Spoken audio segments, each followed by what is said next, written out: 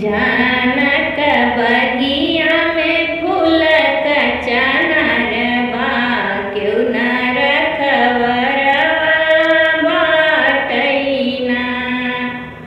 जानक बगिया में फूल कचनार बा, क्यों न रखवरवा बाटैना। क्यों न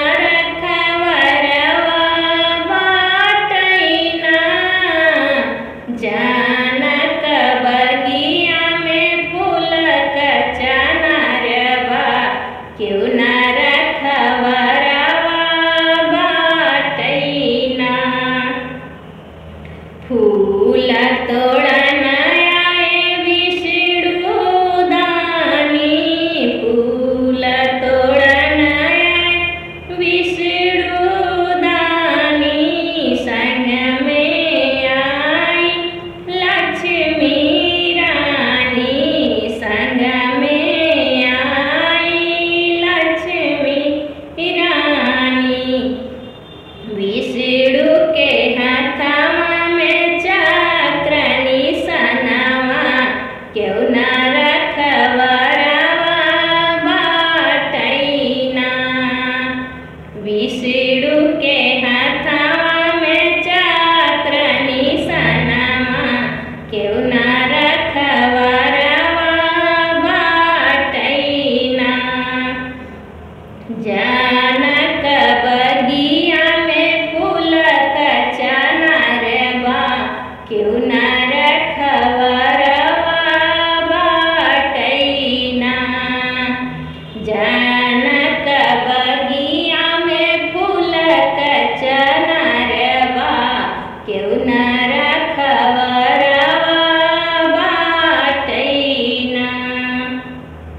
फूल तोड़न आए भोला दानी, फूल तोड़न आए भोला दानी। संग में आई गौरा रानी, संग में आई गौरा रानी। शिव के हाथवा में डमरू निशानवा, क्यों न रखवरवा बाटैना। भोला के हाथवा में डमरू निशानवा, क्यों न रखवरवा बाटैना। जानक बगिया में फूल कचनार बा, क्यों न रखवरवा बाटैना।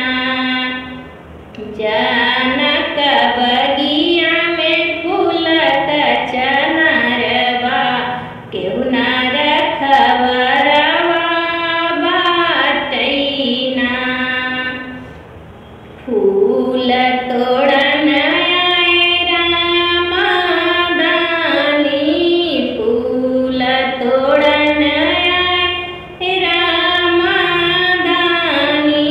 संग में आई सीता रानी, संग में आई सीता रानी।